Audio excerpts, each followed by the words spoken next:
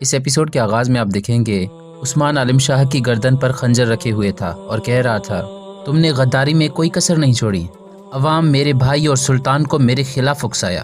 یہ سن کر عالم شاہ کہتا ہے تم جو کر رہے ہو عثمان، اس کا بدلہ تم اور تمہارا قبیلہ دونوں چکائیں گے، لیکن سب سے پہلے تمہارے سپاہی۔ عثمان کہتا ہے یہ تم کیا کہہ رہے ہو؟ اسی دوران کونور اور اس کے سپاہی دروازہ توڑ کر اندر آ جاتے ہیں۔ اندر آتے ہی کونور کہتا ہے تمہارے سپاہی ہماری قید میں ہیں عثمان۔ یہ سن کر عثمان حیران رہ جاتا ہے۔ کونور کہتا ہے اگر تم نے کوئی بھی غلطی کی تو نقصان انہیں پہنچایا جائے گا۔ یہاں دوسری طرف سلجوقی سپاہیوں نے عثمان کے سپاہیوں پر حملہ کر دیا تھا اور تھوڑا ہی مقابلہ کرنے کے بعد وہ ان پر قابو پا چکے تھے۔ یہاں عثمان کہہ رہا تھا کیا میرے سپاہی ٹھیک ہیں؟ کونور کہتا ہے یہ تم پر منحصر ہے، وزیر عالم شاہ کو چھوڑ دو۔ عثمان کہتا ہے اگر تم نے میرے سپاہیوں کا بال بھی باقی کیا تو پہلے عالم شاہ کو اور پھر تمہیں یہیں پر مار دوں گا۔ اسی دوران عثمان کو اپنے سپاہیوں کی آوازیں سنائی دیتی ہیں۔ یہ سنتے ہی عثمان کونور سے کہتا ہے پیچھے ہٹ جاؤ، جس کے بعد عثمان عالم شاہ کی گردن پر تلوار رکھے باہر آ جاتا ہے۔ باہر سلجوقی سپاہیوں نے عثمان کے سپاہیوں کی گردنوں پر تلوار رکھے ہوئے تھے۔ کونور کہتا ہے تمہارے سپاہی ٹھیک ہیں، اب وزیر کو چھوڑ دو ورنہ تم سب مارے جاؤ گے۔ اسی دوران گندوز بھی وہاں پر آ جاتا ہے۔ گندوز کہتا ہے تم یہ کیا کر رہے ہو میرے بھائی؟ عثمان کہتا ہے میں تمہارے دوست کا سر کاٹنے والا ہوں۔ گندوز کہتا ہے ایسا مت کرو، اگر تم نے وزیر کو مار دیا یہ لوگ تمہیں زندہ نہیں چھوڑیں گے، اپنے قبیلے اور خاندان کا سوچو۔ عثمان کہتا ہے کیا قبیلے کے لیے تم جیسے غدار کے شانہ بشانہ کھڑے ہو جاؤ؟ گندوز کہتا ہے اپنی تلوار پھینک دو عثمان اور سلطان کے سامنے پیش ہو جاؤ اور انہیں خود بتا دینا۔ عثمان کہتا ہے میرا مقصد مبارک مقصد ہے، اتنا مبارک ہے کہ کسی کو بھی سمجھانے کی ضرورت نہیں پڑتی۔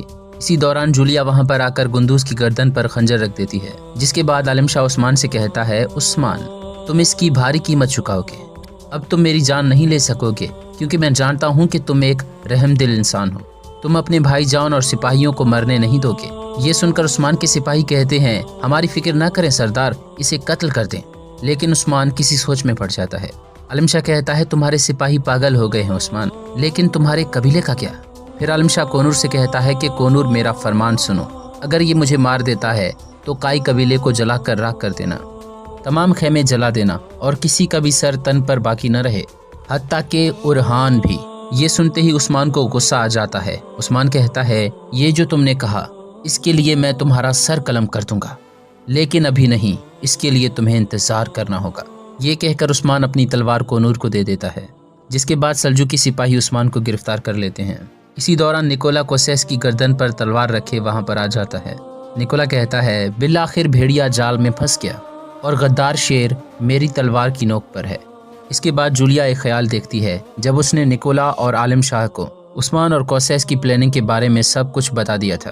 عالم شاہ کہہ رہا تھا ان قلعے داروں کو دیکھو، مجھے تباہ کرنے کے لیے عثمان کے ساتھ مل گئے ہیں، لیکن کوئی بھی حرکت میں نہیں آئے گا جب تک عثمان کو یہ یقین نہ آ جائے کہ اس نے یہ جنگ جیت لی ہے، پھر میں اسے بتاؤں گا کہ یہ اس کی جیت نہیں بلکہ اس کی ہار ہے۔ اس خیال کے بعد نکولا جولیا سے کہتا ہے کہ جولیا جاؤ اور روگاتوس کو لے کر آؤ۔ یہاں ایک سپاہی آ کر روگاتوس سے کہہ رہا تھا یہاں سے بھاگ جائیں جناب، ہمارے ساتھ غداری ہو گئی ہے۔ یہ سن کر روگاتوس بہت پریشان ہو جاتا ہے۔ یہاں عالم شاہ کوسیس سے کہہ رہا تھا تمہاری غداری کا فیصلہ قسطنطنیہ کا بادشاہ کرے گا کوسیس، جس کے بعد وہ عثمان سے کہتا ہے کہ لیکن تم عثمان، تمہیں اسی قلعے میں پھانسی پر لٹکایا جائے گا۔ یہ سن کر گندوز کہتا ہے یہ آپ کیا کہہ رہے ہیں وزیر عالم شاہ، آپ عثمان کو پھانسی دیں گے؟ عالم شاہ کی بات سن کر عثمان کے سپاہی جذباتی ہو چکے تھے۔ یہ دیکھتے ہی سلجوقی سپاہیوں نے وہاں سے لے جاتے ہیں۔ یہاں جولیا روگاتوس کے کمرے میں آ چکی تھی، لیکن روگاتوس وہاں سے فرار ہو چکا تھا۔ دوسری جانب عثمان اور اس کے سپاہیوں کو زندان میں باندھ دیا گیا تھا، جس کے بعد جلالی اپنے اوزار نکالنے لگتا ہے۔ یہ دیکھ کر کونور کہتا ہے کیا تم ان کا منہ کھلوانا چاہتے ہو؟ لیکن اس کی تو ضرورت نہیں ہے۔ جلالی کہتا ہے اگر تم نے پہلے ہی ان پر تشدد کیا ہوتا تو یہ وزیر عالم شاہ کو مارنے کی کوشش نہیں کرتے۔ اس کے بعد دو سپاہی بائسنگور کو پکڑ کر جلالی کے سامنے لاتے ہیں اور اس کے ہاتھ کو ایک لکڑی پر رکھتے ہیں، جس کے بعد جلالی بائسنگور کی انگلیوں کے ناخنوں کو اکھاڑ کر باہر نکالتا ہے، جس کی وجہ سے اسے بہت تکلیف ہو رہی تھی۔ یہاں نکولا جولیا سے کہہ رہا تھا کیا مطلب کہ تم اسے ڈھونڈ نہیں پائی؟ جولیا کہتی ہے ہم نے قلعے میں اسے ہر جگہ تلاش کیا لیکن وہ نہیں مل رہا۔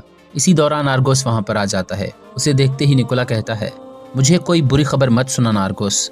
آرگوس کہتا ہے جناب کوسیس کو قسطنطنیہ لے جانے کے لیے تیاریاں مکمل ہیں جیسا کہ آپ نے حکم دیا تھا۔ نکولا کہتا ہے میں کوئی بھی غلطی نہیں چاہتا آرگوس۔ یہاں گندوز عالم شاہ کے پاس موجود تھا اور کہہ رہا تھا وزیر عالم شاہ، عثمان نے جو کیا وہ غلط ہے، लेकिन आप क्या सोचकर उसे फांसी दे रहे हैं?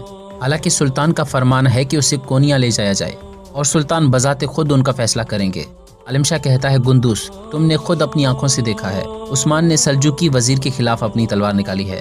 अगर मैं खुशकिस्मत ना होता तो वो मुझे वहीं पर मार चुका होता। गुंदुस कहता है, मैं जानता हूँ कि उस्मान की गलती है, लेकिन क्या ये हमारे कवानीन को ज़ेब देता है? मैं सिर्फ यही चाहता हूँ कि आप उस्मान को कोनिया सुल्तान की तरफ भेजें। आलिम शाह कहता है, गुंदुस, क्या तुम उस्मान को वाकई जिंदा देखना चाहते हो? ये सुनकर गुंदुस कहता है, वजीर आलिम शाह, उस्मान मेरा भाई है और मेरे बाबा अर्तुल गाजी की अमानत है। इससे कोई फ़र्क नहीं पड़ता कि उसने क्या किया, लेकिन अगर आप उसे नुकसान पहुंचाने की कोशिश करेंगे तो आपको मेरा सामना करना होगा और काई कबीले का सामना करना होगा। ये सुनकर आलिम शाह कुछ सोचने लग जाता है, जिसके बाद वो कहता है, सिर्फ एक ही सूरत में तुम उस्मान की जान बचा सकते हो गुंदुस, लेकिन तुम्हें एक बड़े काम को सरअंजाम देना होगा। अगर तुम उस्मान की जान बचाना चाहते हो तो तुम उस्मान के नायब के तौर पर काई कबीले के सरदार नहीं, बल्कि तुम्हें काई कबीले का हकीकी सरदार बनना होगा और इन सरजमीनों पर तुम मेरे बाजू बनोगे। क्या ये तुम कर सकते हो गुंदुस साहब? कुछ सोचने के बाद गुंदुस कहता है, मैं करूँगा। अगर मेरे भाई की जान बचती है तो इसके लिए मैं कुछ भी करूँगा। वजीर आलिम शाह, अर्तुल गाजी के बेटे गुंदुस का ये आपसे वादा है, आप जो भी चाहते हैं वो आपको मिलेगा। इसी दौरान निकोला भी वहाँ पर आ जाता है। आलिम शाह कहता है, ठीक है, फिर उस्मान को कोनिया ले जाया जाएगा। ये सुनकर गुंदुस वहाँ से चला जाता है और निकोला आलिम शाह के पास आकर कहता है, आलिम शाह, हम उस्मान को जिंदा नहीं छोड़ सकते। तुम उसे मारने के इतने करीब हो और उसे ऐसे ही छोड़ दोगे?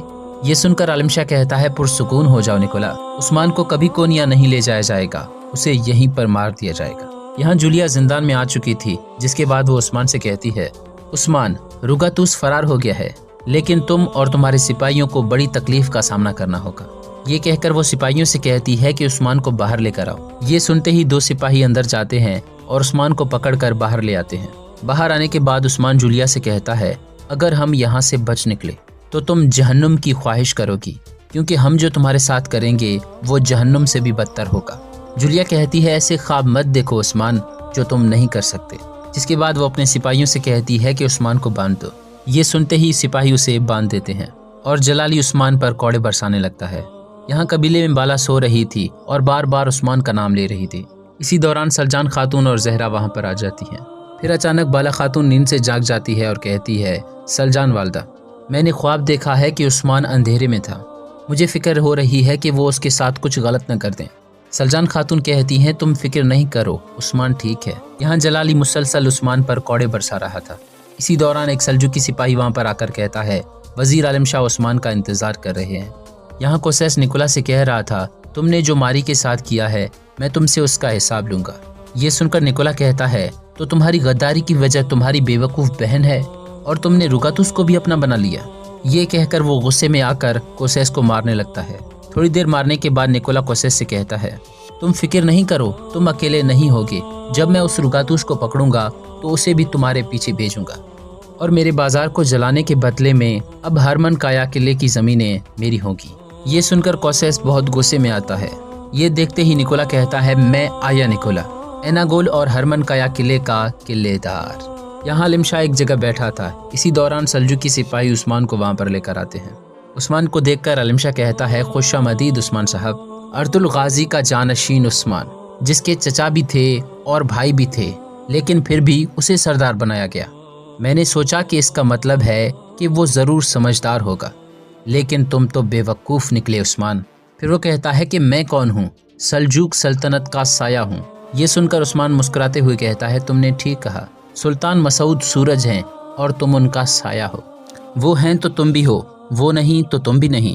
और जहाँ तक हमारे वजूद का ताल्लुक है तो ये सिर्फ अल्लाह से है, हम किसी का भी साया नहीं हैं। ये सुनकर आलिम शाह खड़ा हो जाता है और कहता है, तुमने रियासत की नाफरमानी की है, तुमने उसके वजीर पर तलवार उठाई है, तुम इसकी कीमत अदा करोगे।